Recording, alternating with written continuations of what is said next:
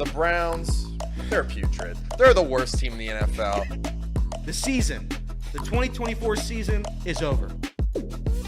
Lamar Jackson can't win the playoffs. He'll win a third MVP, though, so that's great. Drew Sample is the most important piece of the Bengals offense next year. Go Joe Burrow. He deserves to be MVP. I wish he was the Browns quarterback. Kind of mean that. If you're looking for the most reactionary, silly, and unserious show on the internet, then you're home. Live from Hamilton, Ohio, it's Off the Bench by Chatterbox Sports on 1410 ESPN Radio. All right, everybody, happy Monday. Welcome in Off the Bench. Justin Kenner, Casey McAllister, Elliot Rearing, and Jacob Tissett. We hope you all had a great weekend. We got a big week lined up for you here as we're off and rolling again coming out of the weekend. The Reds disappointed us. Shocker. We'll dive into the Reds. We got some Bengals stuff coming up around the corner. We got a lot to dive into here as we kick off the week. But, gentlemen, good morning. How are we? Outside of the Reds letting us down, did everyone have a good weekend? How are we feeling? Yeah, it was too bad. It was a good weekend. A lot of rain. It was very wet, but other than that, yeah, I didn't do too much. Stayed at home, and that's pretty much it. That's pretty much all I did. I saw a movie on. I think I saw it at 10:30 on Saturday morning. It's by far the earliest I've ever seen a movie in a movie theater. But other than that, yeah, it was great. I thought this was supposed to be the flowers, and the showers were last month. That's right. That's what they say. But it's been nonstop. It feels like just a lot of rain. Yeah, it's ridiculous, but it is what it is. Case, how are we this morning? Happy Monday. Happy Monday. I'm doing good. I was at Miami in Oxford all weekend, and the softball team, they won. There we go. They swept, and I believe that means that they won the MAC. So congrats once again for winning the MAC. And yeah, that was a fun weekend watching them just dominate. FCC. Yeah, FCC. What about them? They play this weekend? They did. What happened? I don't think it's in headlines. You're good. No, it is. Okay. I actually did put it in. Okay. Yeah, they took over Citi Field. Is that where they play all their home games? I don't know, but the illustrious Mets franchise letting the MLS play in their storied ballpark mid-season knocks them down a few pegs in my eyes. Yeah, that's wild. I don't know why they wouldn't just share the stadium with the Red Bulls. I don't get that at all. But teach their own. Yeah, I don't know. They lost. Oh well. At and least my other team. There's 6 months left of the season. That's right. Yeah, and then my other team, the Avalanche. They also lose in historic fashion. Historically. I mean, that was just brutal. I'm still not over it. The first ever texts were rolling in for hours after that game ended. The stats of how historic blowing that lead was. I couldn't believe it. I was on the Avs as well. Playoff hockey's been awesome, though. Yeah. But historically horrible for me. Sounds like everyone just had a bad to an okay weekend. I hope That's everyone right. tuning in and viewing us. Yeah, low energy. We got low energy. Low energy. So we're going to pick it up. We have Elliot's headlines coming up. Then we'll talk about the Reds. That'll bring the energy back down. Then we got the Bengals coming up. Hopefully the Bengals bring the energy back up. We've got a fun show for you lined up here today. Again, happy Monday off the bench. Let's kick it off with Elliot's headlines. Score updates, breaking news, local and national headlines. Whatever's going on in the world of sports, Elliot has you covered. Off the Bench brings you Elliot's headlines. That's right. The Reds, they dropped the series against the Nationals. Terrible. I'll probably go on a rant today. Friday was cool. Doesn't even matter. The Reds, Okay. The Reds are 3-20 in their last 23 rubber matches. They're 3-20 in their last 23 rubber matches. They lost yesterday 4-1. Their lone run was a Tyler Stevenson solo shot to left field. Nick Martinez was one of his best outings of the year, if not his very best. Tossed 6 innings, allowed 1 earned run, allowed 4 hits, struck out 6 in pretty terrible conditions. So good for Nick Martinez. A great performance there. Graham Ashcraft, he gets credited with the loss. Allowed 3 earned runs. Did not look his best yesterday again. I'm not going to blame the conditions for everything, but it was certainly a tough go yesterday for pitchers. Spencer Steer, he has now hit safely in 5 straight games in 8 of his last 10. There we go. If that's a very good consolation prize. But yeah, so disappointing all the way around. Other MLB scores, the Braves, they beat the Dodgers 4-3 yesterday to avoid a sweep. The Cardinals, they beat the Mets 5-4 and 6-5 in yesterday's doubleheader. The Tigers, they blow out the Angels 13-1. The Giants, they were the biggest favorites of the season thus far. Minus 400. But they beat the Rockies 9-3 anyway. The Rangers, they crushed the Mariners 8-1. The White Sox, they take the series from Houston with a 5-4 win yesterday. That game ended after 6 innings due to the weather. The Brewers, they shut out the Cubs 4-0. Shota, though, will undergo an MRI on his injured hamstring. So not great there. Padres, they shut out the Pirates 4-0. The Royals, they won 11-6 over Baltimore. Jonathan India hit his first home run of the season. There we go. Luke Maile also hit a home run for the Royals, his first hit as a Royal. Holy cow. There were 11 home runs hit in that game between those two teams. So good for Jonathan India. That's my guy. And Luke Maile, also our guy. NBA news. The Warriors, they survived the series against the Rockets. They win in Game 7, 103-89. Buddy Hield leading the way for the Warriors with 33 points. And unfortunately, our Cleveland Cavaliers. That's right. Our Cleveland Cavaliers, they lose Game 1, 121-112. Nembhard led the Pacers scorers with 23. He is brutal. He is a ridiculous playoff riser. He's shooting about 50% from 3 over the last 2 years in the playoffs. Doesn't scratch 40 in the regular season. What he's been able to do taking a step up in the playoffs has been awesome. Halliburton has a 72-14 assist to turnover ratio. That's pretty good. It's a record. That's pretty good. The National Hockey League. The Jets, they beat the Blues yesterday in double overtime to take Game 7, 4-3 the final in that one. And on Saturday, as Casey mentioned, the Stars came back from 2 down in the third period to win 4-2 in Game 7 over the natural disasters. It was a disaster. It wasn't. Some would say it comes a natural to them. The CJ Cup, Byron Nelson. Is there a reason there's so many words in this tournament? Can't be. Is there a reason for this or no? Can't be. The CJ Cup, Byron Nelson, if I'm saying it wrong, then I apologize. Scotty Scheffler finished 31 under par. 31 under par. 66 was the highest round he shot this weekend. 8 better. He was 8 ahead of the next best golfer in Van Rooyen. So, unbelievable tournament for Scotty Scheffler. And heading over to FC Cincinnati, the Orange and Blue, they lost 1-0. An early goal by New York City FC was enough to get the win there. That's a shame. Those are your headlines. Well, there is one more headline. There is one more big one. There's one more headline. I didn't want to get into it. It made me very happy. We sat here and said that, the weekend was kind of so-so.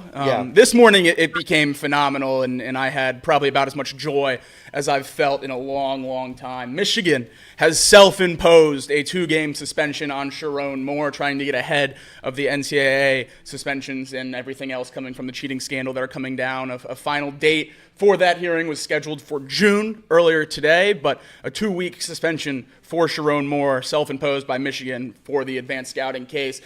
I find it just a little bit funny that a guy that did nothing wrong and didn't know about any of the cheating is facing a self-imposed 2-game suspension.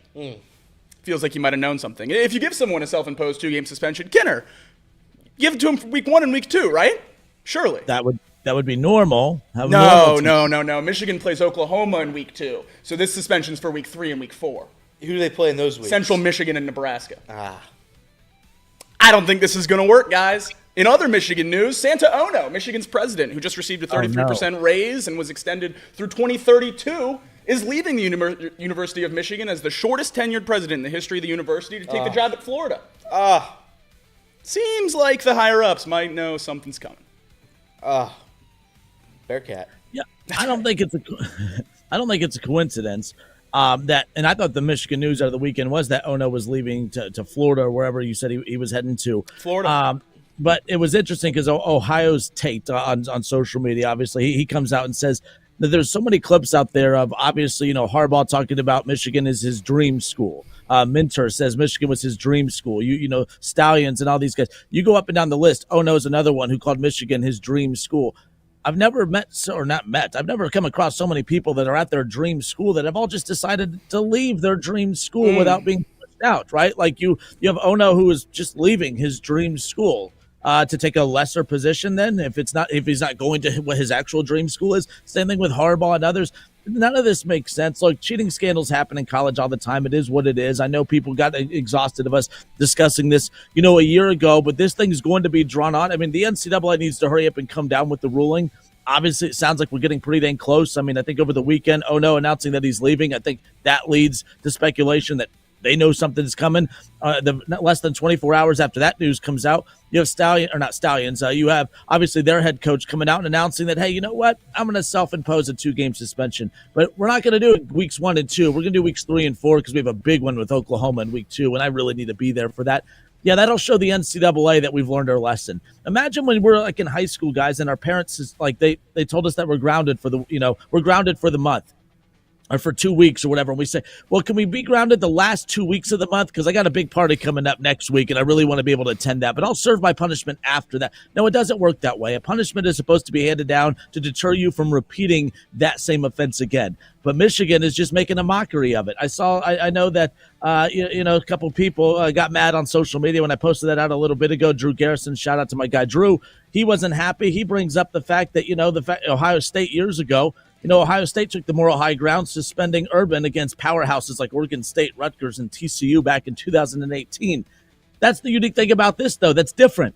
Ohio State suspended Urban Meyer because Urban Meyer violated the school's rules and made the school look bad. That wasn't them trying to lessen the blow from the NCAA when they came down with the punishment. That wasn't Ohio State versus the NCAA trying to lessen the blow. That was Ohio State handing down a punishment because Urban messed up while at Ohio State. It's as simple as that. Michigan's trying to get one over on the NCAA, trying to get them to lessen the blow.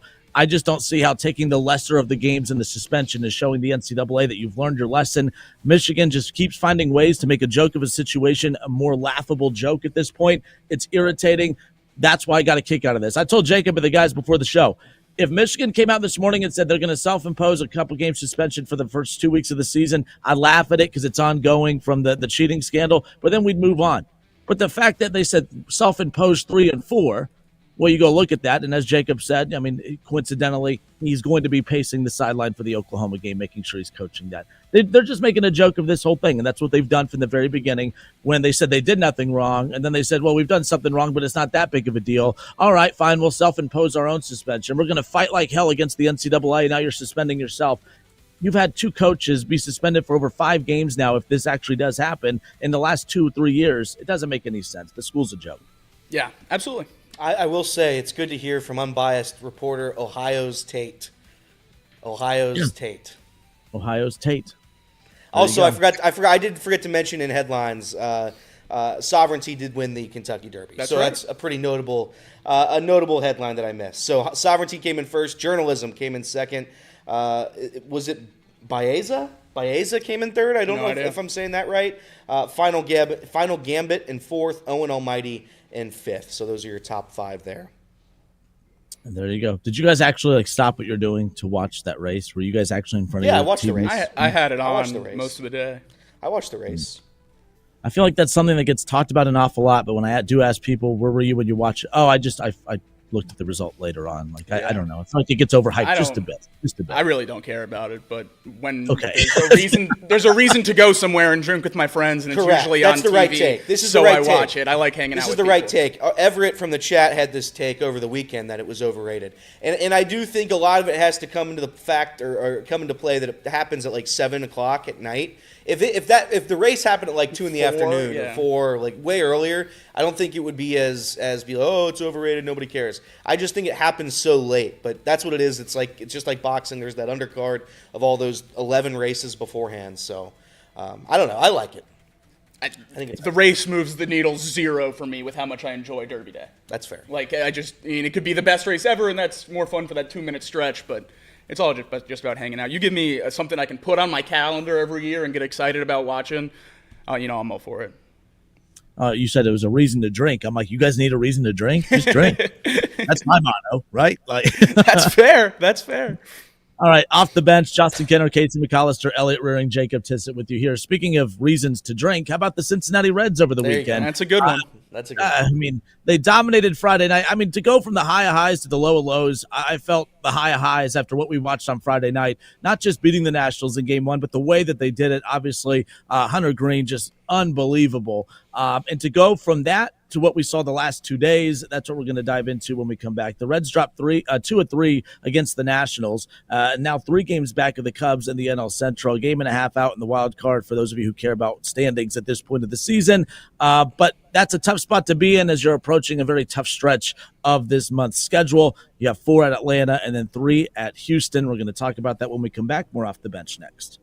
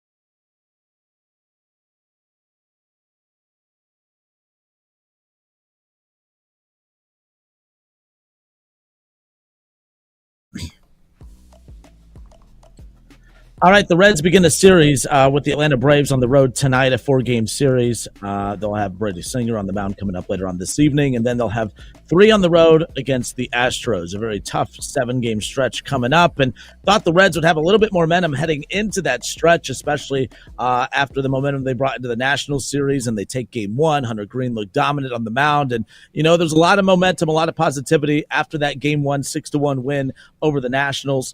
And then Saturday and Sunday happened. The Reds giving up 15 runs in that 2-game span, of course, putting up 7 runs in that stretch as well. But unfortunately for the Reds, they drop a game in the Central. They drop a game and a half, of course, in the wild card. And right now, dropping 2 or 3 against the Nationals and not really bringing a whole lot of positive mojo on the road to take on a hot Braves team right now and a very good Astros team. How are we feeling coming out of the weekend, guys? What was that? What happened? Why every time we feel like this team is starting to trend and roll in the right direction, do the wheels fall off the way that they did on Saturday and Sunday? Yeah, how do we feel? Not good.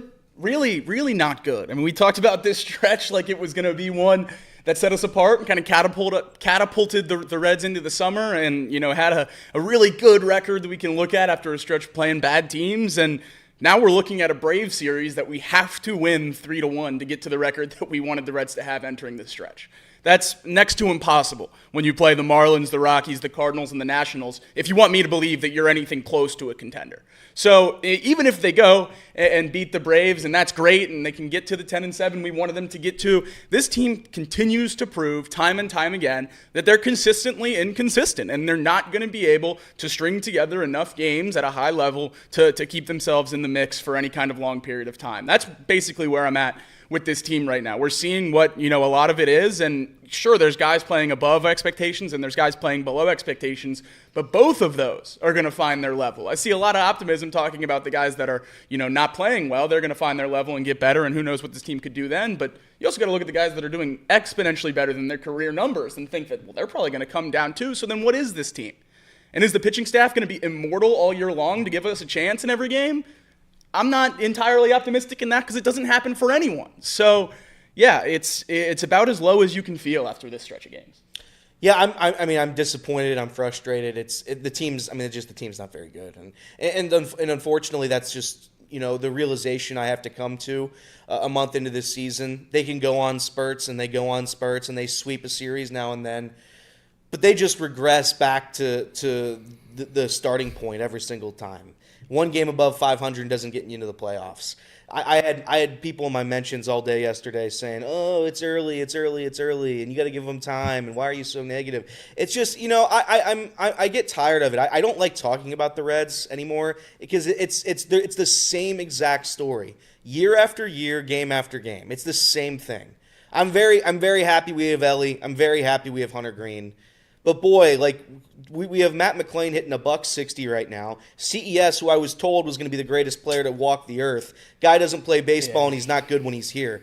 The core that we had here isn't good enough. It's not. We can keep saying that we'll just wait, and they're young, and we'll wait. Well, eventually, patience isn't for Cincinnati anymore. I mean, we've been patient for 30 years, and nothing's happened. It's a failure. If you want positivity, you can go to the other show on this platform, and that's fine. We're gonna spin it both ways, but they're not good. I mean, they're flat out not good. I should have had lower expectations than I even thought. And is it all doom and gloom when you're a game over 500? No. It could be worse, sure. It absolutely could be worse. But they're not good. Nothing's going to change. We expected at least a little bit better baseball against teams that aren't good. I had people in my mentions arguing me that these teams, they're tough games. What are we talking about? It's the Colorado Rockies. They have 5 wins on this season. We're talking about the St. Louis Cardinals, who don't have a starting pitcher. We're talking about the Washington Nationals, who are pretty much the Cincinnati Reds, a team that you should be able to beat.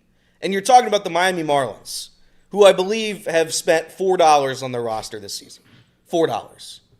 It's not. These teams aren't good. If you're not going to be able to beat these teams, you're not going to be able to beat the Dodgers or the Padres or the Mets or the Phillies. So I mean, you're just missing opportunities left and right. It's brutally frustrating to watch the Cincinnati Reds because I like to think they're better. I like to side with the positive fans on Reds Twitter. I like to try to be them. But every time I try, it's like they come right back down to earth. They go up high to the moon and then they fall immediately. Right back afterwards. So I've kind of, the season isn't over and there's still a lot of time. Sure, there's time for the next 5 years. All these guys could be great in 5 years, 10 years, 25 years, 37 years. It just doesn't matter. It's not happening right now. And eventually, I would like to play for the present, not the future. Yeah, again, the Reds dropping 2 or 3 against the Nationals over the weekend. It sets it up, but and again. And Jake, I thought you brought up a good point because people keep bringing up, okay, the guys that aren't playing well, imagine when they do start playing well. Well, again, you have guys who are kind of playing above what's on the back of their baseball card. And the way we know baseball works is when you have hitting, sometimes your pitching's not there. And then when you have the pitching, the hitting's not there. And then you have good starting pitching and good hitting, but your bullpen's bad. And then when your starting pitching's bad, then your bullpen's good. Everything never seems to be clicking at once for this Cincinnati Reds team on any given series, on a given night, as far as that's concerned. But, you look at what happened yesterday, obviously Nick Lodolo not having his best outing, obviously. You get Nick Martinez, who finally, been able to string together a couple positive starts. We'll talk about that more coming up in a moment. But why do the Reds, by the way, seem to have – I mean, they struggle. They're inconsistent all the time. But it does seem like at home, this is a different team than on the road. We seem to get the better of the Reds team on the road than we do when they're at home. I don't know what that was over the weekend. It was just frustrating because, again, an opportunity to take momentum into 2 very good streaking teams right now, and the Astros obviously later in the week and the Braves starting tonight. Saw what the Braves did. I mean, they held their own against the Dodgers. I mean, they're feeling very confident. They're feeling themselves right now. You got the Reds who are kind of not feeling themselves coming off of that, dropping 2 or 3 against the Nationals. I just hope this isn't that point of the season where it starts to snowball because although there are some winnable series after this week, I think the season really could start to snowball out of control depending on how the Reds, keep their heads up heading into this Braves series. If you only come away with the win against the Braves in this 4-game stretch and only get 1 against the Astros, unfortunately, a week from now, I could already hear it in my head. I could hear Elliott saying the 2025 season is officially over. How dangerous of a week is this for the Cincinnati Reds in your guys' opinion? Very. It couldn't be more dangerous, right? I mean, you have to salvage what you just gave up opportunity-wise with series that we were hoping they were going to build up enough, cachet to not have to win these. And now you do have to win these. So we better hope we get the Braves the first month, and we better hope, maybe the Astros get banged up in the next 5 days, and we see what happens. But, yeah, this is absolutely crucial, and this just isn't the spot we wanted to be in. Now, luckily for the Reds, both of these series are on the road. The Reds on the road this season, hitting .273 with a .788 OPS. At home, it's .225 with a .650 OPS. It's unbelievable how much better they are on the road in terms of the entirety of the roster at the plate. So, yeah, hopefully that can continue for the next couple of days, and then we can figure out the home problems when we get back. But, they have to win these series. Yeah, I mean, they're being saved right now with playing okay enough baseball to not, have to come from behind. The team's not built to handle adversity. You lose this series to the Braves and you lose the next series to the Astros, and what are we trying to do here? We haven't been able to stack series in 3 years. Yeah. So that it's just something that's the Reds are unable to do it. And we can talk about they can sweep a team every now and then to kind of level it back out. But this was a pretty easy stretch of baseball to not come away with a winning record. Wild to me. I mean, it's wild to me. And they're in that position right now. So I would say it's a pretty massive series against the Atlanta Braves. It's a massive series against the Houston Astros, against the White Sox after that, against the Guardians, because every series is different with this team. They don't play consistent enough baseball to know who you're going to get when you're going to get it. Their win projection this year was 78.5. As of right now, I would say it might be even less than that. So hopefully the offense is going to be able to come through eventually. Hopefully when they do come through, the pitching also is able to stay as good as they've been all season long. But consistency has been the issue. It's been the name of the game for 3 years, and they've been unable to change. Reds at home this season, 9 wins. Reds on the road, 9 wins. They're 9-10 at home, 9-7 on the road. But that number doesn't really fascinate me as much as the numbers that Jacob just brought up. I didn't realize the discrepancy and just how different of a hitting team that they are. And you can argue that their road schedule's been a lot tougher than the teams that they've played at home. Why are they struggling at home so much? Obviously, from a hitting perspective. I mean, why do they struggle at Great American Ballpark? I know they have the same amount of wins at home as they do on the road, a losing record at home, though technically. But the discrepancy in those numbers are quite interesting. I think we've played over a month and some change of games. I think that's a good enough sample size to start to look at trends and realize that, okay, this team, for whatever reason, they can't hit at home, which is supposed to be a hitter-friendly ballpark, and they seem to be significantly better on the road when it comes to their offensive production. Why are we seeing such a gap in that, do you guys feel? I don't understand it. I mean, the Cardinals series, I guess, is a little bit skewed because of the rain delay and having a doubleheader. The Cardinals were able to score runs though for those 2 doubleheader games. So who knows? The GABP is a hitter-friendly ballpark. The guys here should be able to hit 325 to left field. I mean, they need to be better. I don't know for whatever reason they're not playing well in Cincinnati. There's no logical reason for it. I mean, the Colorado Rockies have the benefit of saying they've got the altitude out there when they play in Colorado. I don't know what it is here in Cincinnati. I don't know what it is, but they have to be better very, very soon. I think the worry for me looking at those numbers is, we obviously know we scored the 9,000 runs in Baltimore, and, we swept the Rockies playing great baseball for 3 games in Colorado. How much of those home road split numbers on the road are swung by those games, and is this team a lot closer to the team we see at home? That's what I'm looking at the numbers here. The big games happen to be on the road a lot. So that does scare me when you're looking at how it's weighted here. Is this team closer to that 230 team than that 280 team? And I think that's something we talked about all week last week too, with them being a top 5, top 10 offense. We just haven't seen that, even though the numbers reflect it. So it's so hard, I think, to get behind this team right now and really have faith that they're going to be able to do anything, because we just have seen time and time again now, this year, last year, the year before, whenever crunch time happens where there's a point, even if it is in May, to prove that you aren't the bottom of the barrel team in the MLB, they haven't been able to prove that. All right, off the bench, Justin Kidder, Casey McAllister, Elliott Rearing, Jacob Tissett. The Reds coming off of a disappointing series loss against the Nationals, dropping 2-3. Now they hit the road for 7 straight, 4 at Atlanta, 3 at Houston. The Braves are trending up. The Reds seem to be, well, they're not really trending up or down. They're just kind of the Reds right now, and they're running into a very potential dangerous stretch of the season as we sit here right now. Yes, they're sitting above 500. Yes, they're not out of anything. No one's winning or losing anything as we sit here right now. But we do know that just like we've seen in some of these games where you have a close game and then all of a sudden things snowball out of control very quickly, I feel like this is the vulnerable stretch of this season right now, going on the road for 7 straight against 2 teams who are a lot hotter than the Reds right now. I think this is a very vulnerable stretch, and hopefully we're not talking about at the end of this week or a week from today how things snowballed out of control to the point to now we're just giving up on the season. I hope that's not the case, but we're going to step away for a few moments. The Reds struggled in the final 2 games of that series against the Nationals. What led to that? What guys are still struggling to step up and help produce for this team? We'll take a look at some of the red flags with this team right now. We'll also, because we don't want to be so negative, we'll highlight a few of the positive storylines coming out of the weekend as well, because there are some guys that have been a major red flag all season that are starting to heat up, and there are some positives to come out of the weekend. We'll talk about all of that when we come back. More off the bench when we return.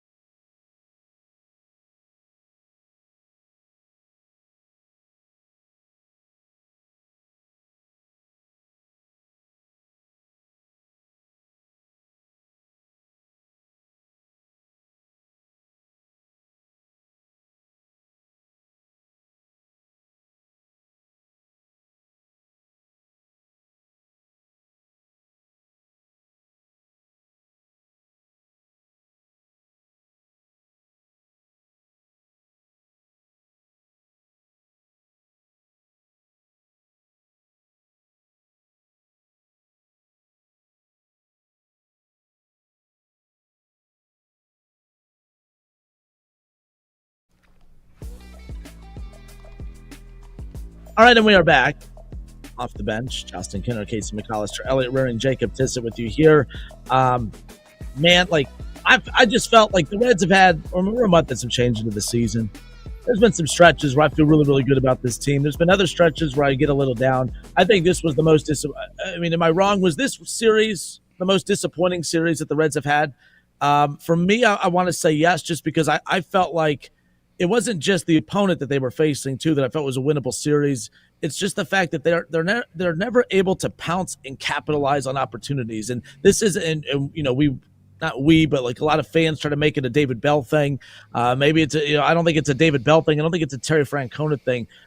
Obviously a lot of these players have been with the organization for a few years now. There's some guys that have been called up. There's some new additions through free agency. But overall, the good core chunk of these guys have been around for a few seasons now. It just seems that this group of guys, for whatever reason, and regardless of who the manager is, regardless of whatever, this organization, this team just really seems to struggle capitalizing on opportunities. Yes, you split with the Cardinals in a series you should not have split. You should have taken that series. The Cardinals are not a good team, and then you take game one in dominating fashion with Hunter Greene. What a performance from him in game one. This one felt like the biggest gut punch of the season, and they've had some worse losses throughout, don't get me wrong. But this series, and I sense it in you guys, maybe I'm wrong, but I feel like that series over the weekend probably felt like the most dejecting series loss of the season. I feel like it kicked you guys in the gut. Social media seemed to be more negative than usual, and it's pretty negative when it comes to the Reds at times, don't get me wrong. But was that series the most dejecting series that they've had this season, especially because of what's coming up ahead? I think it certainly is compounded by the stretch that we're on right now and not capitalizing time and time again, back to back to back. I still think, if you ask me what the most frustrating series was, it's after scoring 24 runs in Baltimore and then going and getting struck out 14 times by the Marlins starter in game one and then proceeding to lose again in game two. That Marlins series is one that I don't know if I'm going to get over for a while, but this one certainly is going to go in that same boat. So I guess we can just figure out how many disappointing series we're going to have this year, because I'm sure that won't be the last one. Yeah, it's very, very frustrating, especially after game one where Hunter looks phenomenal. 12 strikeouts on Friday night. Vibes are very, very high at a late night game. Midnight fireworks show. It seemed like maybe, you take this series and you can get Vibes back on track. Then, Lodolo puts up a stinker on Saturday, and Ashcraft crumbles to levels that we haven't seen reliever Ashcraft crumble to. It's as bad as it gets right now. I'm more frustrated because I expect things from a team that I very much enjoy, and I heard the point, and we kind of were talking about it during the break there. I hear the point that maybe the Reds are in that same category. Maybe the Reds are in the same category as the Marlins and the Rockies and the Cardinals, and the Nationals and all these teams that I think that they have a chance to win. The issue is, when you look at the schedule, who am I supposed to say the Reds are going to be able to beat? If you look down on that list, who am I supposed to say that they're going to be able to beat? It's these teams that we just played, and they can't win them. They can't win these games. So I'm more and more increasingly frustrated, and it's like I turned off the game yesterday after Ashcraft gave up one run because I knew they weren't scoring. I mean, I no disrespect, but what am I going to expect? A home run out of Blake Dunn? No. So I talk about the Reds, and I get frustrated because I think they should be better. I think they have talent, and when they don't come through time and time again in these series where you have every opportunity in the world to win these games, then yeah, I'm going to get pissed off. So as of right now, this is the most frustrated I've been, because last year before the All-Star break, they had an opportunity. They had an opportunity to right the ship, win some games against some bad teams, regardless of what the Reds are. If the Reds are bad, that's fine, but you still have an opportunity to beat other bad teams. You don't have the opportunity to beat the good teams. Ironically enough, the Reds last year were able to beat the Dodgers and the Yankees. But, they're unable to consistently win. And this is what we talk about time and time again. But I watch the Reds now, and I get so frustrated because they should be better, and they're not. Yeah, and when we start talking about they should be better and they're not, obviously there has to be guys that aren't doing what they're supposed to for this team to be in the inconsistent position that they are in. Right now, you look at Matt McClain, and again, we talk a lot about a lot of the same guys. It seems that we're just, I think McClain's starting to approach the most frustrating because of the fact that I think of all the guys that are struggling, I think he's the one that I think has the most expectations from. Like, it's a long 162 game season. I know you guys jumped on my case when I was pretty critical of Ellie early on. And I acknowledge that. Look, I'm not saying Ellie was a bad player. I just acknowledge that at that time he was playing bad, and sure, he's going to turn the corner and play well. But now this is ongoing with Matt McClain, where outside of that hot stretch before he went on the IL early in the season, he hasn't even remotely looked close to that. Matt McClain, what is going on there? I saw Trace went on a rant over the weekend kind of highlighting that, hey, Trace said, hey, I've defended him more than most, But the thing is, when you're not hitting, you have to be able to play very, very good defense. And I think that he has, but he made a play over the weekend, or didn't make a play over the weekend that, cost the Reds an opportunity. Where are we at with Matt McClain, again, as these struggles and the inconsistencies continue on? Who are the players that you're looking at? Is it Matt McClain, where you say, all right, these inconsistencies could be ironed out if X player steps up? Is Matt McClain at the top of your list? He has to be, right? I mean, we talked about it a lot before the season started. If the Reds were going to do anything this year, it was going to be on the backs of that middle infield. And right now, Matt McClain has been nothing short of abysmal for the last 2 months. And really, if you take out the back-to-back home runs, or back-to-back-to-back home runs, it's really been all year long. He only has 4 home runs, and that hot stretch to start the year was carrying his stats for a while, but now down to 165. He struck out 35 times and under 100 at bats. It's almost as bad as you can think right now for Matt McClain. So I don't know what the answer is.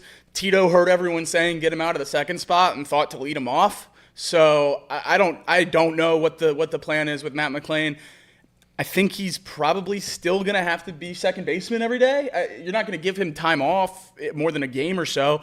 So yeah, I think you just keep sending him out there and hoping he figures it out, right? I mean, what other option do the Reds have? They have no option. You don't bat him second.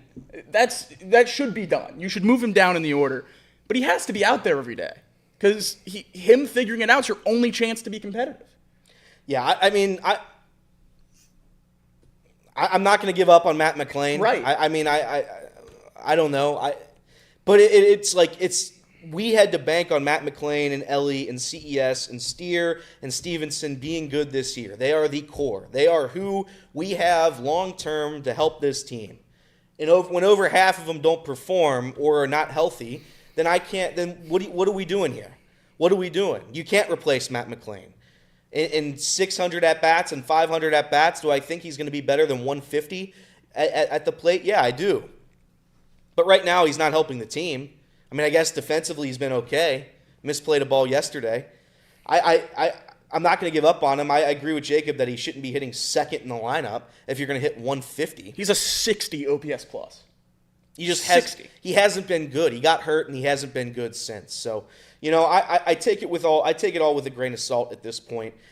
Again, we still have Blake Dunn on this roster when Will Benson's hitting home runs left and right down in AAA. Makes zero sense why Blake Dunn is on the roster. But that's the Reds, and that's who we have going forward. I'm hoping they make some sort of changes for this Braves series. Tito has been against changes, it feels like, all season long. Hopefully we start to see that going forward because we need guys that are here to be better. And Austin Hayes, that injury kills us. It just kills us. Yeah. So who knows? I mean, I wish the Reds were better than they are. That's all I can say. I wish Matt McClain was better than he is. But what are the options we have? What are the options we have? We lose Austin Hayes, who we got on a 1-year, $5 million, basically bargain bin deal for an outfielder, and we lose him with an injury, and the lineup looks like they can't play baseball anymore. Correct. So you can't shuffle other guys around because you need Espinal in the lineup every day without Austin Hayes. You need Gavin Lux in the lineup every day without Austin Hayes. You need Matt McClain out there because who else is going to be out there? So I don't know what the solution is for the Reds. I think the most frustrating thing right now is even before the season, we all said that, everything has to go perfect for this team to have a chance. And if we're looking at the boxes to check for a perfect season so far, there's a lot that are empty. And I know what people are going to say. There's going to be clips of this show coming out later. Oh, well, they're 18-17. They have a winning record. We're acting like it's the end of the world. We want to know why we think it's the end of the world every time? Because if you don't get in front of it now, before you know it, this team's going to be 6 games below 500, and they're not going to be in the fight any longer. And once again, they have to overcome adversity. They have no chance. They have zero chance to overcome any adversity, whether that be injuries, whether that be a pitching staff that's been really, really good, start to dip off. They're unable to overcome this. So I want them to have a better record right now. I want them to be able to beat bad teams. Whether or not the Reds are a bad team is irrelevant. When you have an opportunity to beat bad teams in this league, you have to take that opportunity. You have to run with it. Splitting against the Cardinals at home is a joke. Losing the series to the Nationals and the Marlins is a joke. You swept the worst team in baseball, and I commend you for it. But it's not enough. It's not enough right now. They need better play from nearly everybody outside of Gavin Lux, Jose Trevino. When Austin Hayes is here, Austin Hayes. They need to be better. Ellie De La Cruz needs to be better. I need them all to be better. They have to be. If you want this Reds team to fight down the stretch, which is what I want. I want them to be in that race in a month and a half, in 2 months. And the only way to do that is to hopefully take the opportunities that are given to you and run with it. And they don't do that. They don't run with these opportunities. They sit on their hands. And it's frustrating. Did I miss? Obviously, I know Austin Hayes is on the IL. Francona was quoted over the weekend from Charlie Goldsmith saying that he doesn't think it's going to be a long IL stint, that he was taking BP in a couple of those games against the Cardinals. I mean, was it the 10-day IL? What was his IL stint listed as? I've just checked all the injury reports and updates on multiple websites. I can't find, is he on the 10-day IL? What is his status as far as how long we could expect him out?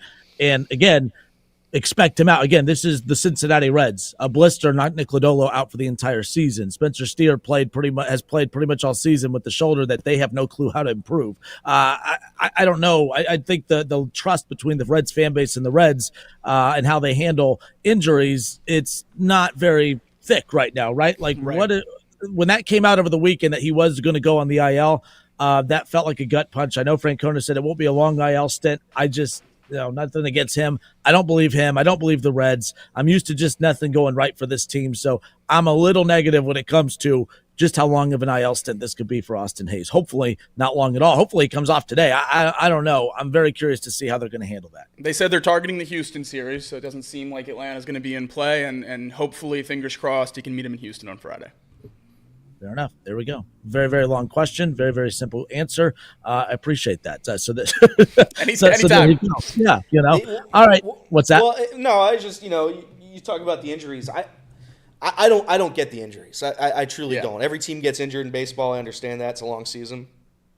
But boy, the fact that we have a player here with some mystery injury, one of our core guys has yet to be sent on IL, and obviously as of late, and I'm sure we'll talk about it next, he's been playing a little bit better.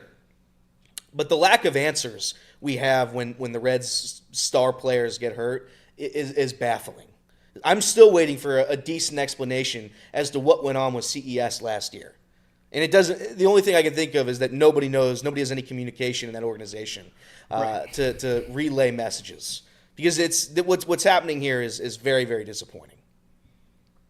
All right, off the bench, Justin Kinner, Casey McAllister, Elliot Ruring, Jacob Tissett with you here. One of those guys that had we knew what the injury or what the source of the injury was for a guy like Spencer Steer. But the guy started to play really, really well. I know we've been very negative today. We're going to kind of switch gears here. There's a lot of positives that we could take out of the weekend, that you fix some of the stuff that's going wrong and you compound it with the positives. I don't know about a lot of positives to take away from the weekend. Listen, I'll go with you a little bit, but a lot of positives when you lose the series to the Washington Nationals at home, missed opportunity after missed opportunity. I'm okay with a little bit of positivity with Hunter Greene and Spencer Steer, but a lot of positivity. Man, I'm getting tired of this positivity talk. Well, we got 15 minutes of positivity, whether you like it or not, coming your way when we come back. Jacob Tissett, Justin Kinner off the bench when we come back. Yeah, no Elliot.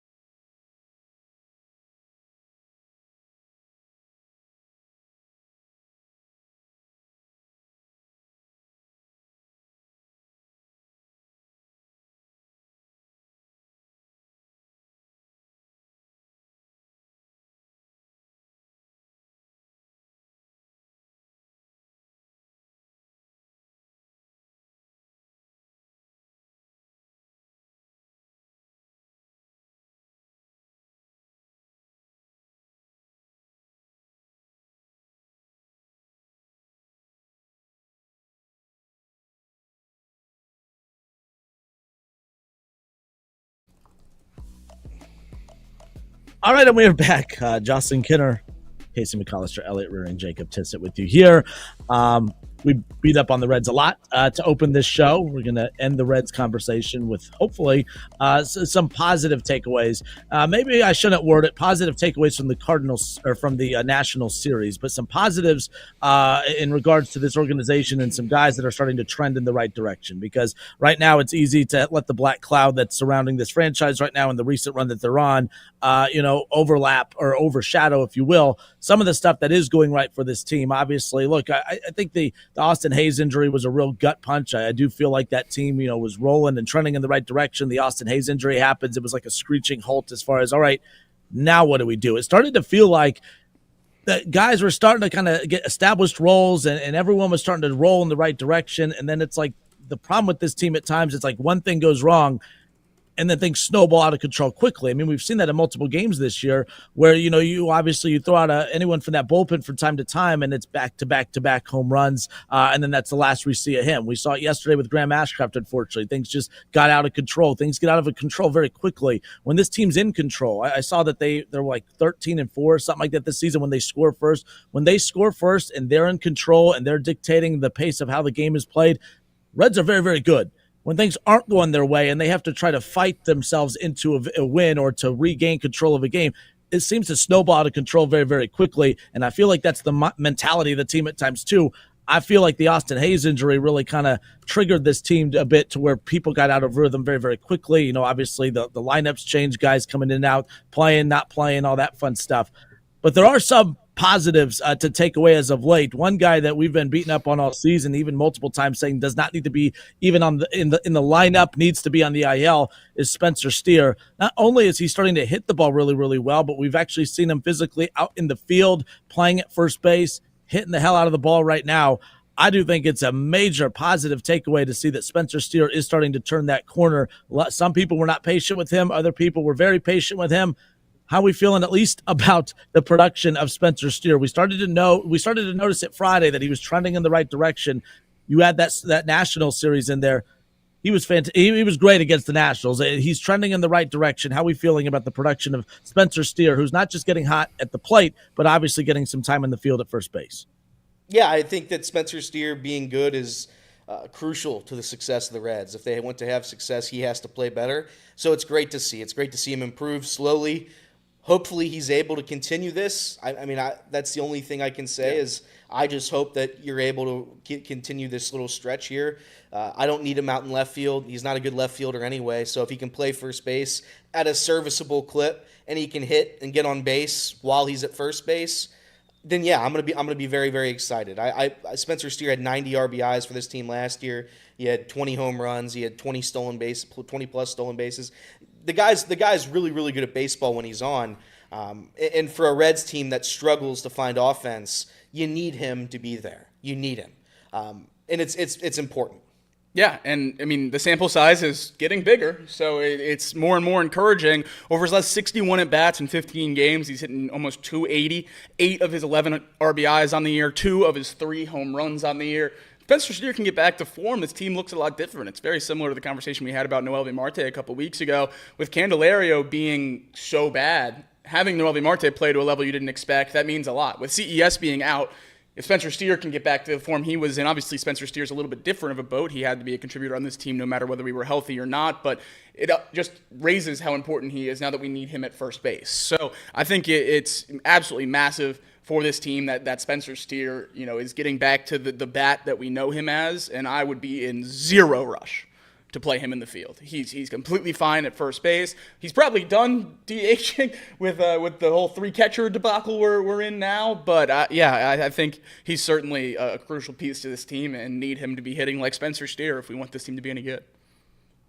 Only 4 games in the month of May, obviously, and a lot of his success as of late does bleed into the tail end of April. But again, in just the 4 games that he's played in so far in the month of May, 6 of 15 at the plate. He scored 3 runs, a home run, 3 RBIs, and most importantly, not going up there and hacking and striking out. Only 2 strikeouts in his last 20-plus at-bats. So obviously disciplined at the plate as well, and obviously being able to play at first base to be able to stretch out opportunities to put other guys in that DH spot, as Jacob just mentioned, which segues into our next positive talking point of the Reds.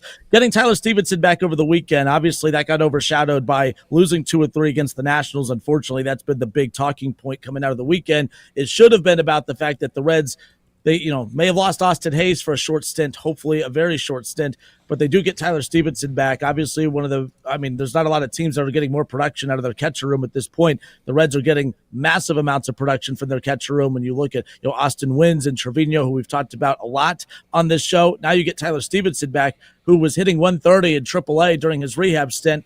And then he shows up right away and is already producing right off the bat. Not only is it good to have Tyler Stevenson back, but get Tyler Stevenson back and him produce at the same time.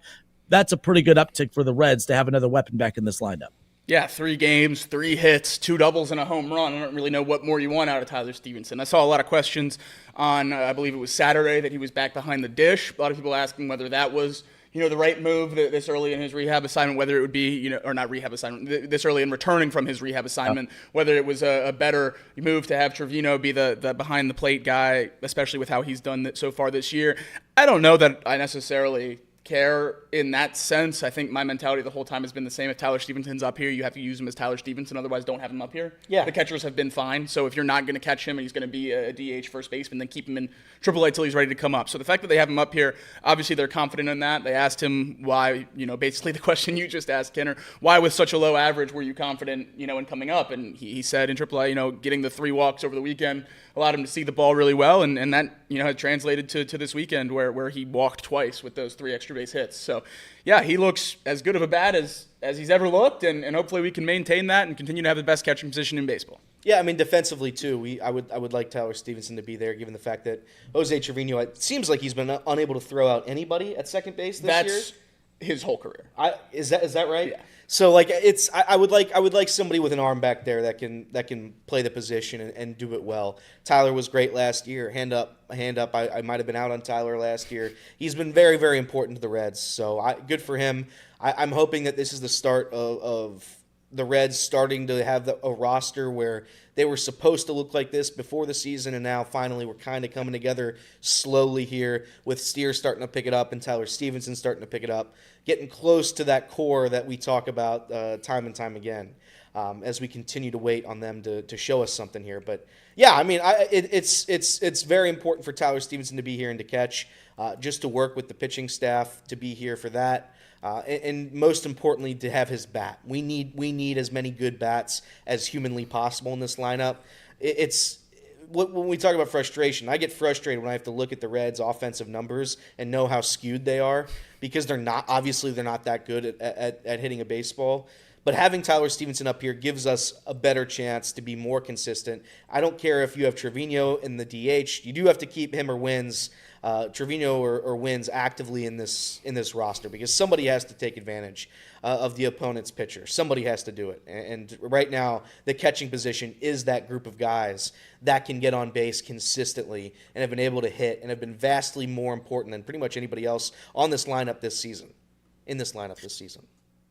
Yeah, and that was one of the big debates last week. What do the Reds do when they do ultimately call Tyler Stevenson back up, as far as how that's going to impact not just the lineup, but the usage of the catchers. And you have Austin Wynns, who has just been so damn good when his number has been called. Obviously, Trevino, one of the best hitting catchers in baseball, and it's obviously a month and some change into the season. And then you had Stevenson in the mix, more production from your catcher position. At this point, those are good problems to have. And the Reds don't have a lot. They have a lot of problems. They don't have a lot of problems that you would say, oh, that's a good problem to have. That's one of the few good problems to have.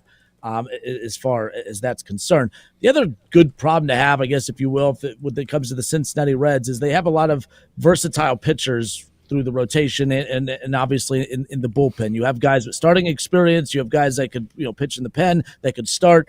They have guys that are very versatile. So that's a good problem to have when you're trying to move some guys around. One of those that we've discussed a lot this season, and a lot of the talking point had to do with what he got paid in the offseason when the qualifying offer was matched by the Reds, was Nick Martinez. We had started to get really concerned about Nick Martinez, who was starting to show why he's been pretty much a bullpen arm for the majority of his career.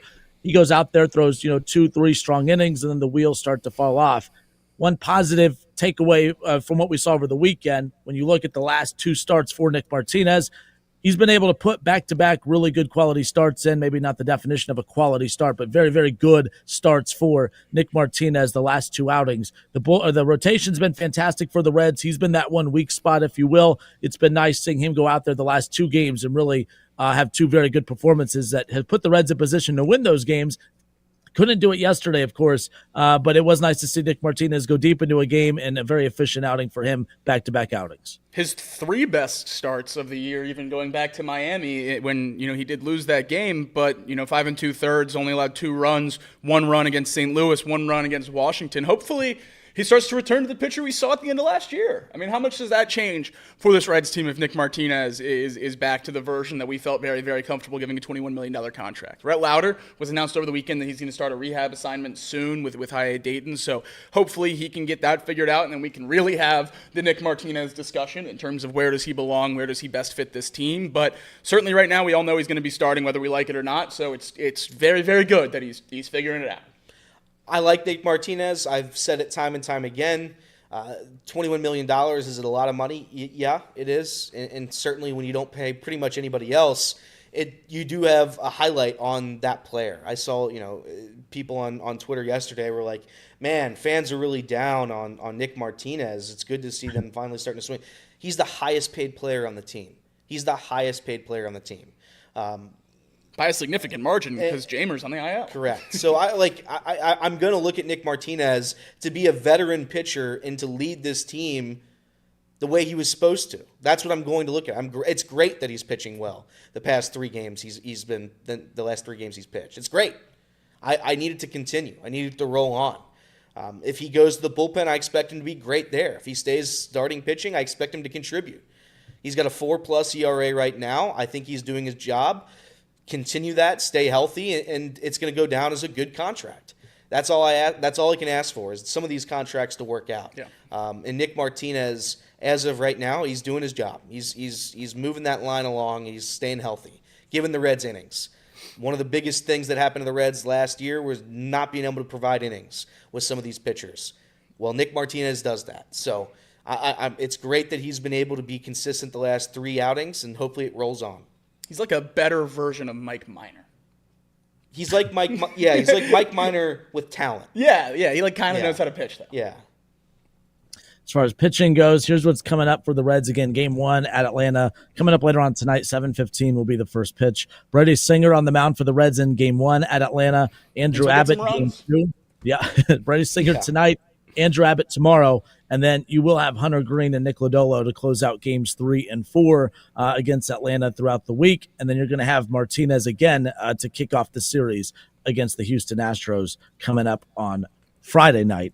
So that's what basically the picture looks like as far as who the Reds are throwing out there for the week and how the pitching lines up. Again, the Reds have got a lot of production out of the rotation. Nice to see Nick Martinez really starting to kind of improve as the season has gone on. There wasn't many, as you corrected me on, and very rightfully so. Not a lot of positives to take away from the Reds, but are we missing anything? Is there any other positives? Look under all those stones that you have. Make sure you don't leave any stone unturned. Is there any positives that we're missing coming out of the weekend right now? I'll let Elliot go first because I know he has so many. I mean, if you wanted to say anything, Matt McClain, I guess, had an okay series. He was getting on base, which is more than I could say the past 2 weeks. Yeah. Outside of that, I mean, there's not a ton. I think Jake Fraley's still improving. I know Jake Fraley's not the guy anybody wants to see anymore. They want Will Benson up, and I understand that. So Jake Fraley's been playing a little bit better. Santiago Espinal's awesome. I mean, awesome. Santiago Espinal is going to go down as the most underrated player on this Reds team. Yeah. And he is miles and miles away what I want all these players to be. The guy does not strike out. He comes up in clutch moments time and time again. He delivers big hits. He's awesome. He's a great defensive replacement. I'm sure there was a time last year where I mocked the Reds for giving Santiago Espinal such a big leash on this team and playing as much as he does. I want Santiago Espinal borderline in the lineup every day at this point. If he has to go play left field, he can go play left field because I think he can do it. And I'm gonna, when we look back at this season, I'm gonna say that Santiago Espinal is gonna have probably one of the more underrated seasons out of anybody. Yeah, I think the Yeah, only no. other thing sorry, go ahead. No, you're good. Go. Oh, I was saying the only other thing this weekend, and he struggled against the Nationals, but I still think it's important to point out because it does mean so much to this team, and he's one of my favorite players on the team. Noel Marte is still hovering right around 300, and he's a significantly above average fielder. And if you would have told me at the beginning of opening day that we'd be sitting here in May talking about him as a key piece, as potentially an everyday third baseman, I think that's about as good as Reds fans could ask for, to have him back and looking like this. So I know it wasn't pretty against the Nationals. He struggled, but still made some good plays in the field, still sitting above average in the fielding department, and he's hitting about 300. And I just don't know how much more you could ask for from him at this point based off what we saw last year. This is about as surprising as it could be, and hopefully he's able to sustain it. All right, off the bench, Justin Kinner, Casey McAllister, Elliot Rearing, Jacob Tissett with you here. We'll step away for a few moments. We'll switch gears over to the NFL. Little Bengals tie into the story that we're going to open up with when we come back. Abdul Carter was drafted 3rd overall by the New York Giants. And, of course, like all rookies, they get to go and meet and discuss what number they're going to wear this upcoming season. Abdul Carter had one of the wilder requests, if you will, as far as what number he wanted to wear for the Giants, and it's brought on a lot of criticism his way, and we'll tie it into the Bengals too, as far as they only have one number retired in the history of the franchise. Does that surprise you? We'll discuss that as well when we come back. More off the bench next.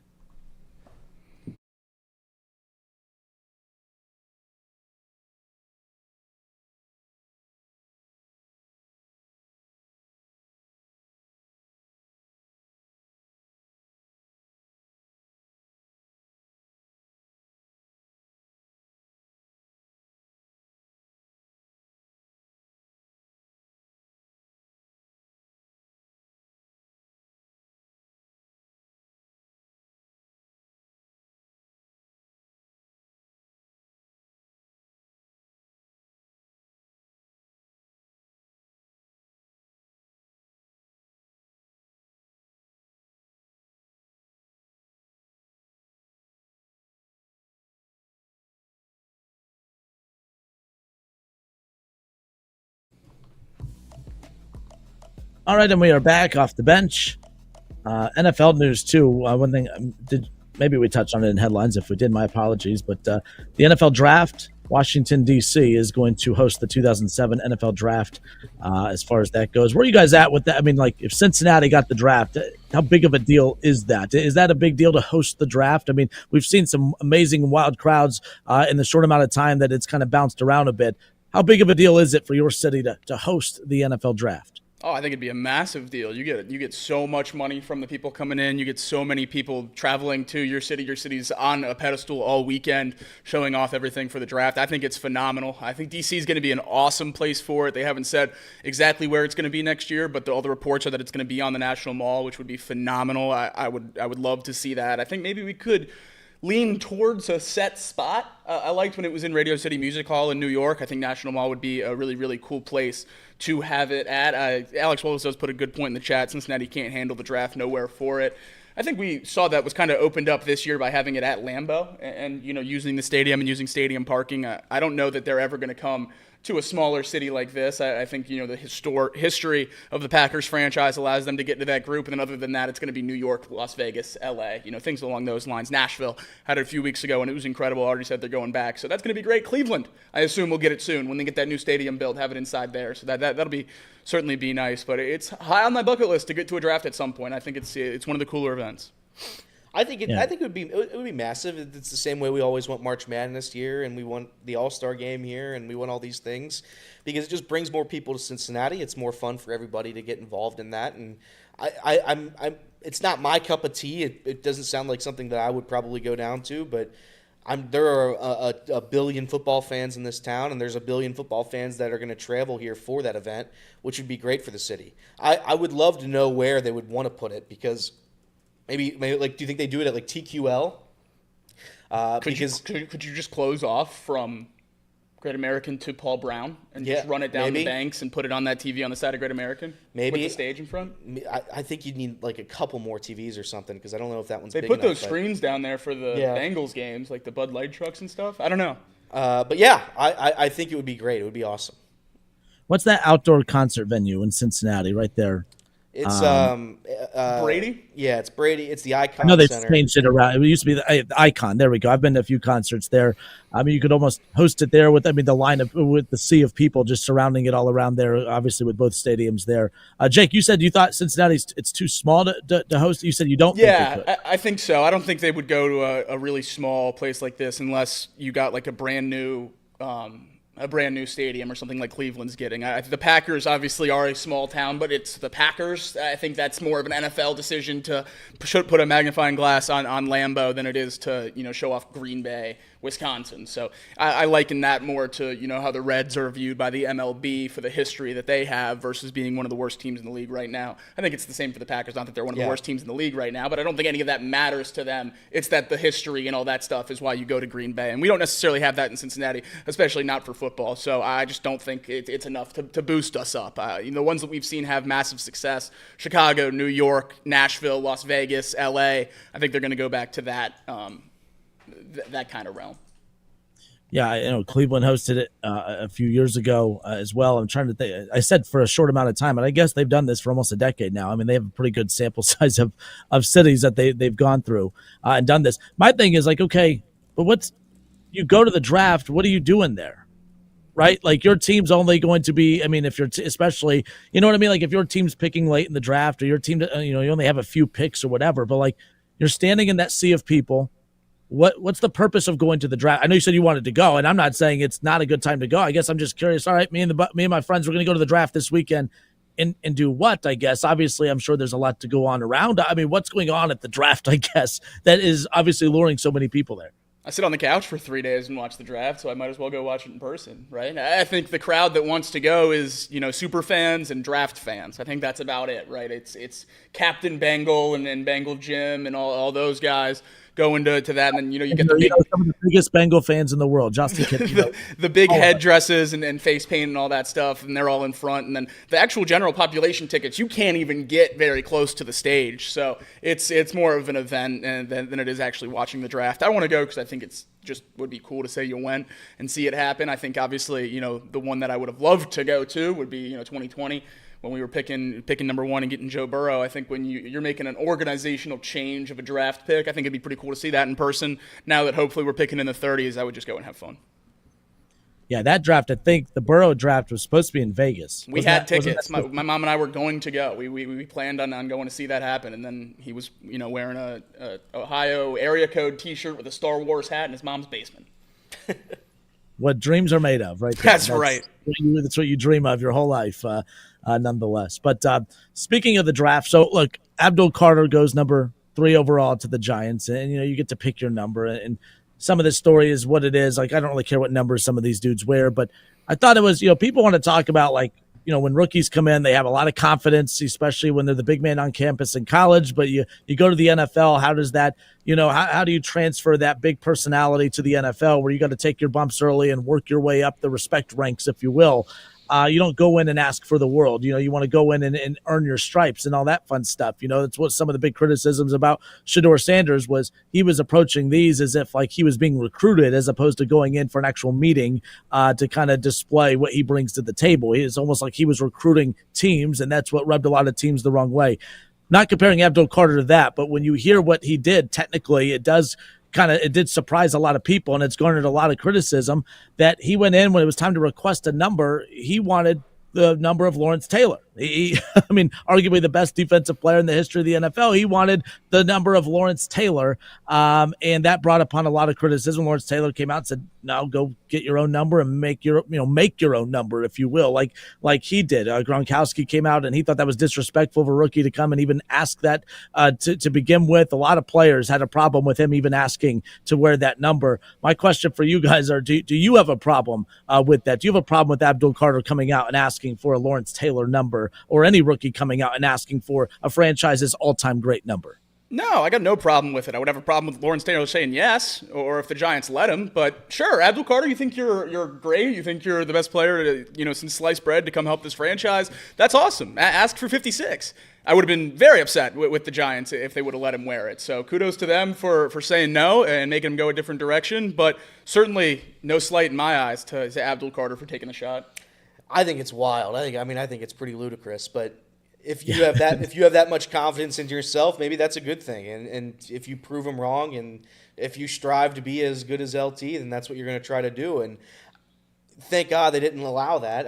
You can't have guys. This is the second year in a row they've had that happen to They them? unretired number 1 for Malik Neighbors last year. So if I were the Giants, you got to start stopping that. Whenever somebody asks to unretire jerseys, you just got to shut that down so nobody ever asks again. Abdul Carter shifted gears after Taylor said no. Asked for another retired jersey. Are you serious? Was he done? He asked for Phil Simms number 11, and which is obviously the number he wore at Penn State. Phil Simms said yes, and then Phil Simms' family said no. That's insane, dude. It's just wild.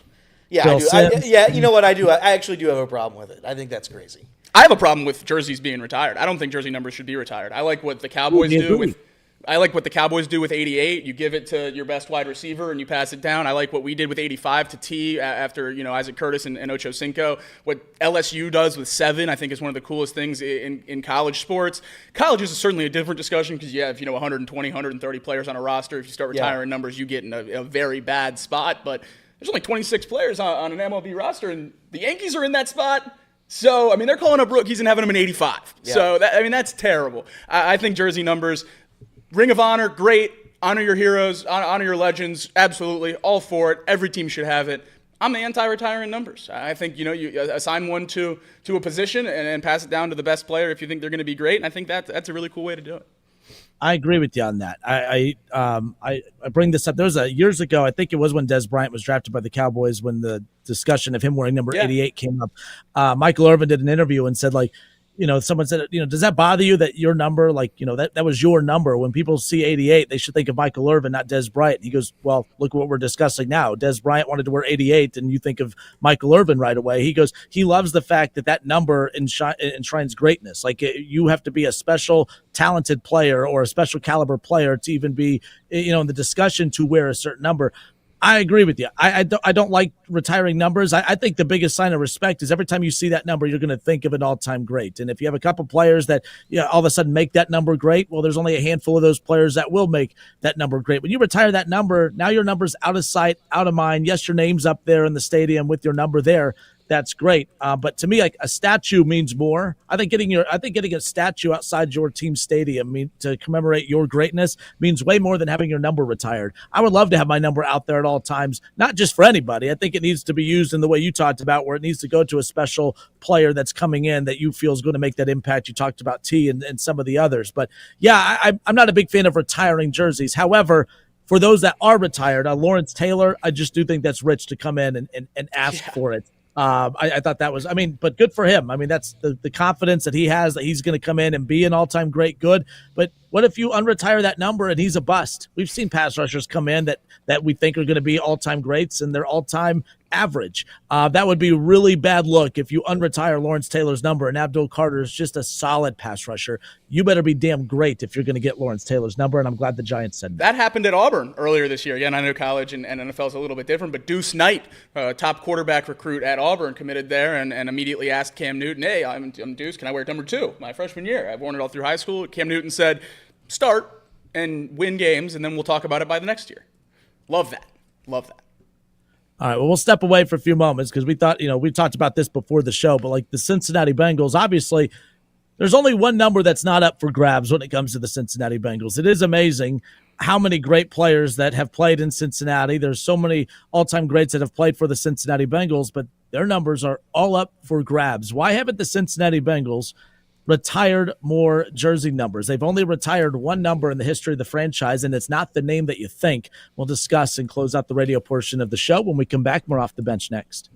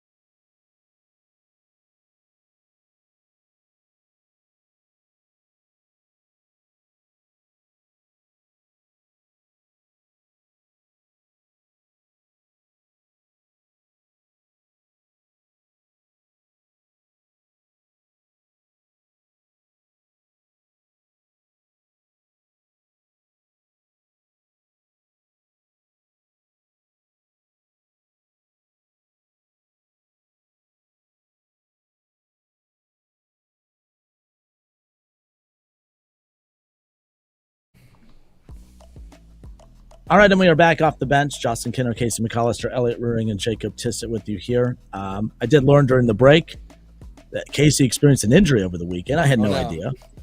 I had no idea. HIPAA. HIPAA, yeah. Oh, that's true. Yes, we got to be like the Cincinnati Reds. You guys just get to guess what's wrong with them. We're not going to tell you what's wrong with them as far as that goes. But yeah, Casey, that sounds horrible. It sounds debilitating. Well, it's just as bad as a blister on your finger, your pitching hand. I bit the crap out of my tongue, so it's just been a little hard to talk without having a little lisp here and there. But yeah, I mean, I'll talk about the Bengals here and their retired numbers. The Fighting Who Days. The Who Days. Yeah. But yeah, no. Again, we welcome you guys back off the bench, and we're talking about Abdul Carter last segment, requesting the number of Lawrence Taylor, and Lawrence Taylor said no. Go get your own number and make it your own number. Basically saying, hey, go get your own number and make that number an all-time great number, so that 20, 30 years from now you're telling some guy fresh out of college that the Giants draft, and you could deny him the opportunity to wear your number, right? But one thing we discussed last segment was, and at least for Jake and I too, I'm not a big fan of retiring numbers. I do think when you have a talent like a Michael Jordan, yes, you retire that number. I think you retire a LeBron, when you're talking about the NBA. I think you retire a Tom Brady number. I think all-time greats, yes, I do believe that. But I'm not a fan of teams who constantly retiring numbers left and right. I think statues, commemorate greatness more than retiring a number. As we discussed, the Dallas Cowboys, number 88. You think of number 88 with the Cowboys, you think of Michael Irvin, but there's been a few wide receivers that have had that number given to them after the draft that have basically said, hey, you're the next great wide receiver in Dallas. And I like how they handle that as far as that goes. You guys mentioned Cincinnati a little bit ago, the number 85, as far as that being given down to some great wide receivers as well. But that number is not retired. In fact, the Cincinnati Bengals, they have a long list of very great players throughout the history of the franchise, but it is wild when I went to look up how many of those numbers are retired. I did just assume that, you look at some of these guys, I would assume that Anthony Munoz's number would be retired. You would assume that the number of an MVP quarterback from their history would be retired. It's not. The Bengals only have one number retired in the history of their franchise. And Jake, you had talked about it, or you had told us during the break, but Bob Johnson is the only player in the history of the Cincinnati Bengals that has his number retired. And I don't think Bob Johnson is a name that is at the forefront of anyone's minds when you talk about the Cincinnati Bengals the way you would think an Anthony Munoz and some of the other greats were. Yeah, the Bob Johnson first draft pick for the Cincinnati Bengals, taken second overall out of Tennessee, and got his jersey number retired while he was still on the team. Yeah, baby. According to Wikipedia, which we all know is true all the time, no matter what, he played for the Cincinnati Bengals from 1968 to 1979 and had his number 54 jersey retired in 1978. Two more seasons with 54 on his back. It does seem like the Bengals kind of one foot in, 1 foot out retire these numbers. No one has worn 78 since Anthony Munoz. So it's not retired, but that's also since 1992. Yeah.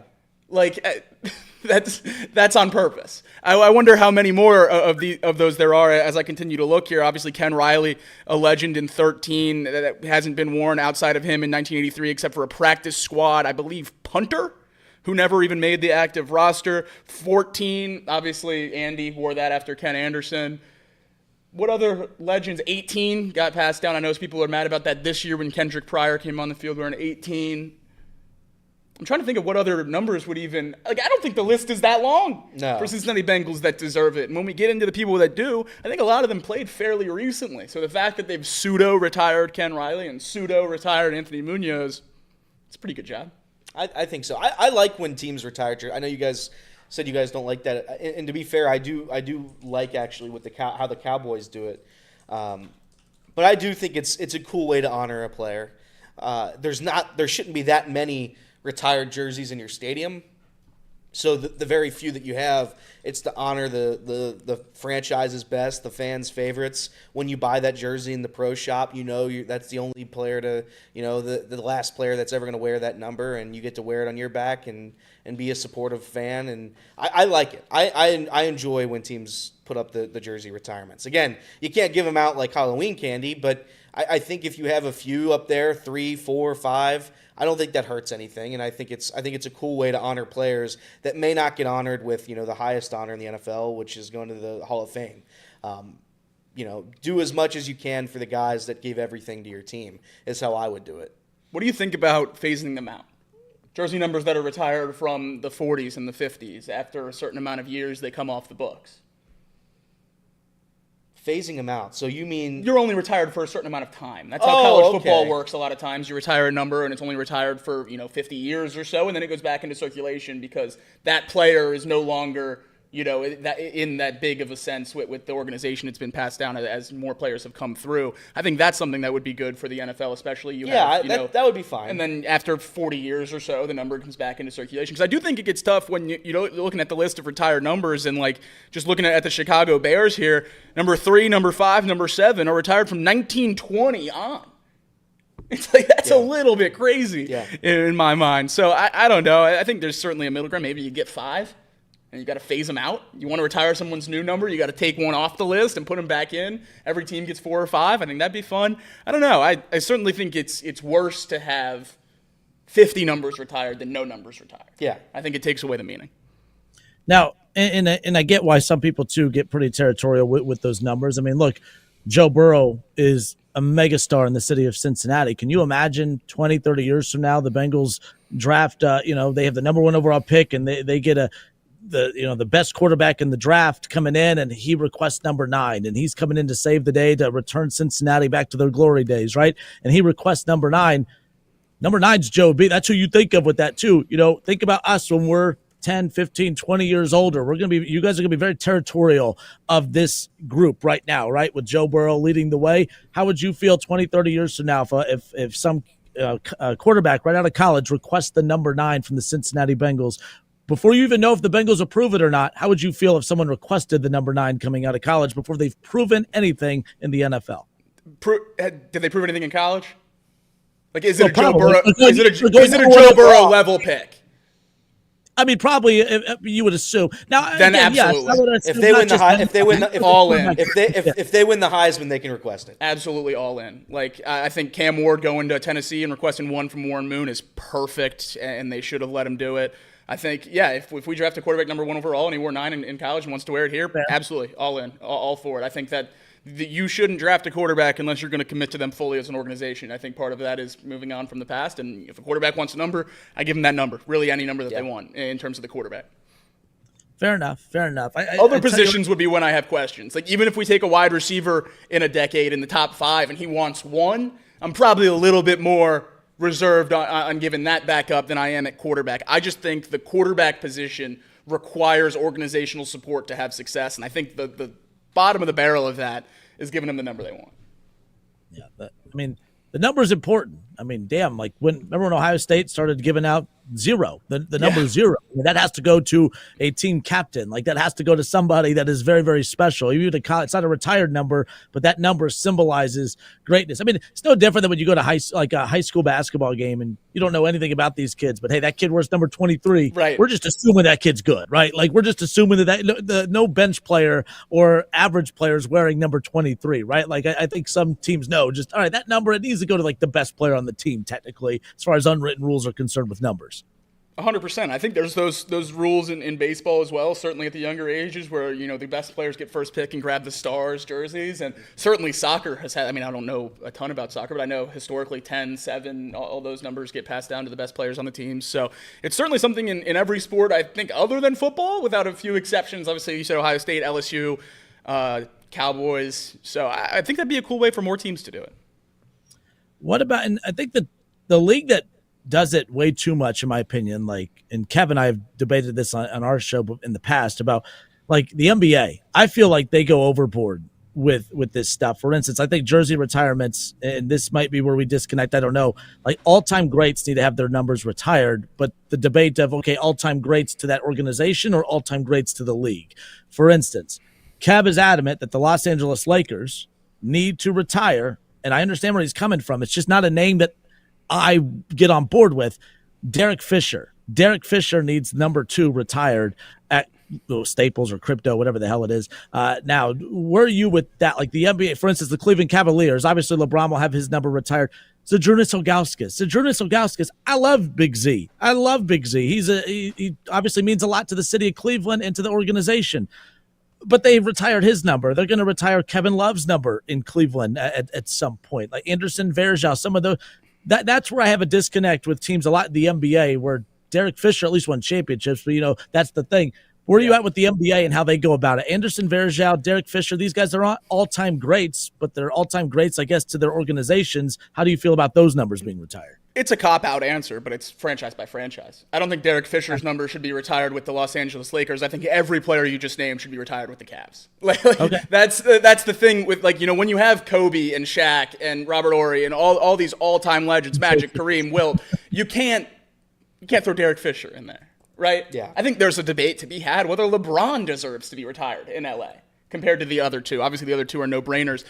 I think, Kyrie, Kevin Love, LeBron, all the big three, big four on that 2016 championship team should all have their numbers retired. Varejao, for sure. Yeah, I think those teams meant so much to the city of Cleveland, and I think the bar is just different between those organizations, right? Like making the finals in 2009, right?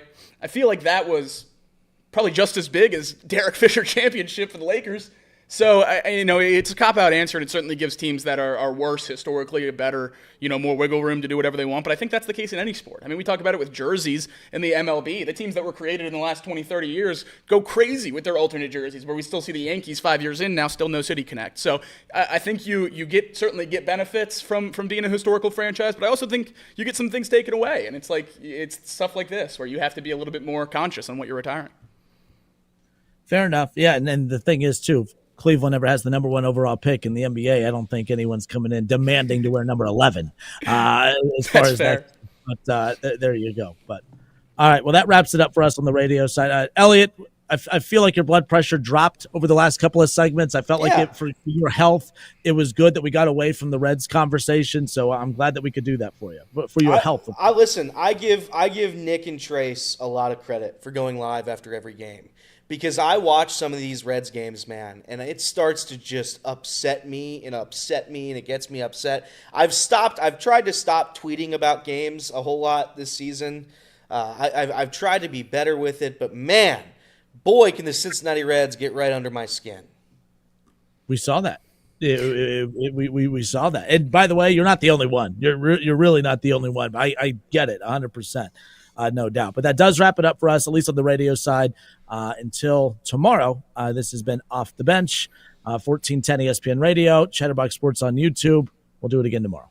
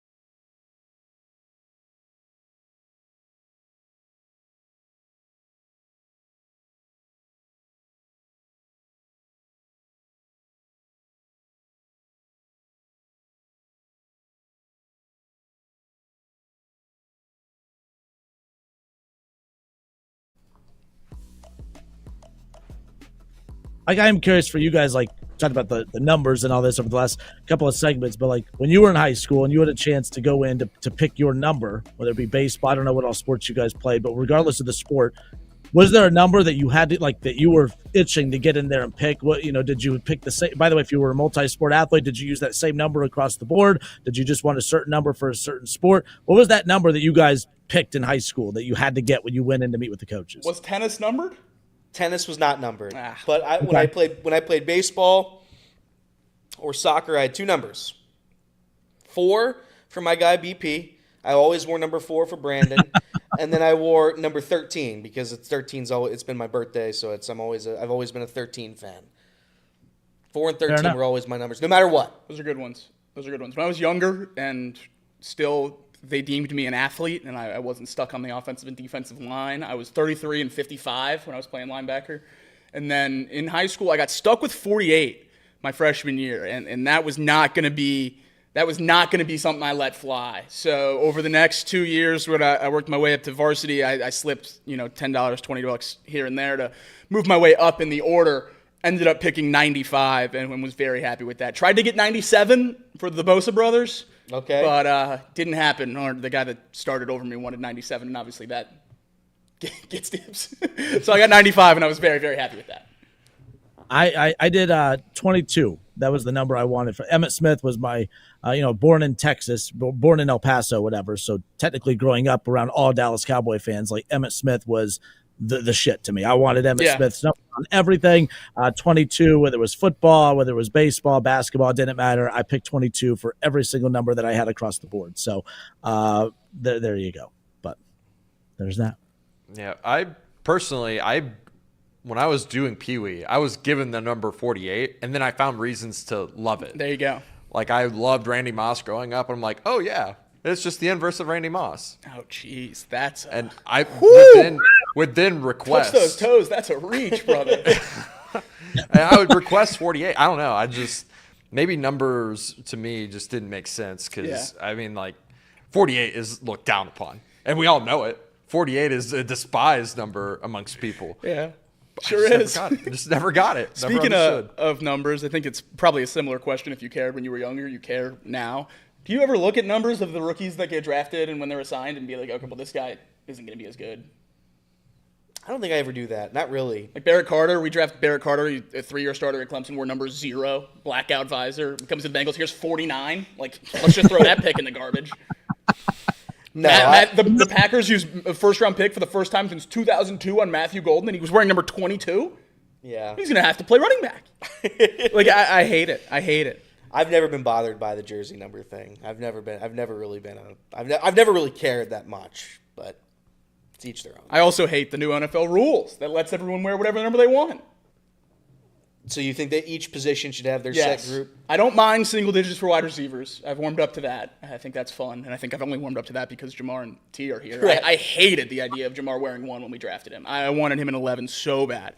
But now that they're here and I've seen it and I have the jerseys, I think I've gotten used to it. Yeah. I can't stand seeing a linebacker in like number 4. It's just, that's not your number. Yeah. You should be in the 50s. Yeah. I hate it. But if everyone else is going to do it, the Bengals should let their guys do it. I do feel like when I see the number 1, though, I do think like Jamar is like the first. Yeah, that's like the first player that pops in. Like he's made that was like Lawrence Taylor's whole point with Abdul Carter's. Hey, go get a number and make it your own. Now, when I do see number 1, instantly the number 1, I think of his jersey right off the bat. If you're Abdul Carter, are you kind of like, what the heck, guys? You let Malik Neighbors take whatever number he wanted last year, and now I'm 0 for 2. I think number 1's been retired for like 100 years. Yeah, it's ludicrous. But anything else as we wrap up? I know this will make a lot of people happy, but I'm off. I'm out tomorrow. I know Mouse Cop and others are throwing a parade as far as that's concerned. Trace and I will be at Muirfield tomorrow. We hopefully, we're praying that the damn rain holds off. But it's awkward out there. Have you guys ever? They give us a caddy, and I know I'm a bad golfer, and you know this is how I know I'm a bad golfer. The first couple holes, like the caddy is like, all right, you're going to want to use your 7 here. You're going to want to, and then by like the 4th hole, the caddy's just he just holds the bag out. Like when they stop, like that's how I know I'm a bad golfer. When the caddy just stops giving you advice, that's how I know I'm a bad golfer as far as that's concerned. Have you used a caddy ever? No. I would apologize so much. Oh, I do. That caddy wouldn't be allowed to come with me. You did use a caddy. Famously. Yeah. With multiple millions of views. Multiple trillions. Yeah, I don't count that caddy as an actual caddy. That was a content caddy. I think that caddy made you play worse. I would agree. I lost my sand wedge. I never got my chipper back. He did replace it though. But yeah, I don't get the caddy thing. If I were a member of a country club, and that's how they operated, I'd have to stop. because there's no way. I play horrible whenever, I don't know if you guys do this, when somebody like is watching me on the tee box, I hit the ball into the woods every time. Yeah. There hasn't been a time where I've just nailed a drive or my first shot when a group is waiting right behind me, waiting at the tee box with me. I'd rather play a 4-hour round than play through. Yeah, 1,000,000%. I'll die on that tee box. Same. We'll play there. We'll be there all day long. Yeah. I have no interest in passing anybody and having them watch me. And same thing goes with a caddy. A caddy's like, yeah, hit your 7-iron. Usually hit that 180, 175, 160. All right, go ahead and rip it out right here. And then I hit it like 4 feet in front of me because I shanked it. He's like, oh, what am I supposed to do When now? they ask like for the yardages for your clubs when you start, it's always like, yeah, I mean, I hit this one anywhere from like 140 to 210. So Yeah. good luck, buddy. No, and Elliot, I'm with you. So the course I golf at the most here in town is Walnut, and so on a hole one, they have the patio outside the clubhouse, like right there. So like everyone, when they're done, they're out there eating, they're out there drinking. You have the pool right there. So like everyone and their mom is like right there when you're teeing off on hole one. And just like anyway, we sit there and we watch who's teeing off. And I just know I'm being judged. I know I'm being made fun of for how I hold the club, probably how I, the backswing, everything. So yeah, I don't think I've ever had a successful drive on hole one at this course ever because everyone is right there watching. It drives me up the wall. Yeah, that's brutal. We just had, I don't know if you could hear it through the mics, but it's Hamilton NASCAR this weekend. So we had full races going on outside the office. I can't wait to get my seat right after the show. It's trains. I've heard the trains and the races. Yeah, I don't know what that one was, but it seemed pretty funny. So That was loud. I'm going to have to take a look. That was loud. I guess the only other thing we'll say before we get out of here is a player that we were talking about a lot for the draft for the Cincinnati Bengals, someone that the Bengals passed on, Jihad Campbell. Someone we thought would be a very good fit for the Bengals. The Eagles were trying to move ahead of the Bengals to draft Jihad Campbell and then continue to try to move into the early 20s until later, moving up from 32 to 31, Howie Roseman, quote, shocked that Jihad Campbell fell to them. The Eagles are okay with his medicals, believe he can be ready to play as soon as week 1. Howie Roseman also said that the Falcons trade was one of the worst trades he's ever seen, trading a first-round pick to move up for James Pierce. So he said that's why teams weren't accepting their offers to move up because they weren't offering the first-round pick that the Falcons were. And then once the Falcons moved up for not Jihad Campbell, the Eagles moved up above the Chiefs to ensure they got their guy. So one of the best drafting teams in the league didn't have any questions about a guy we had a lot of questions about. Let me ask you guys this, because I get, so there was questions of whether he'll even be available for week 1. Obviously, the Eagles feel like he will be, but even if he's not, you're not what drives me nuts with the approach sometimes is yes, you're drafting a guy that you hope makes an impact right away, but you're drafting a guy big picture. You're hoping that that's an impact guy for the foreseeable future, not just, if he's not available for us week 1, we don't want him. That does drive me nuts, right? Is there more to the story with Jihad Campbell as far as how severe the injury could be? If it was just a matter of whether he'll be available by week 1 or not, why would that matter as much? You're not just drafting a player for the upcoming season. That's big picture. That drives me nuts when teams pass on guys for that reason right there. Unless it's a career debilitating injury, I don't know why you would shy away from a guy that may not be ready for the upcoming season. Yeah, and we we saw that draft a guy who's already not going to be ready for week 1.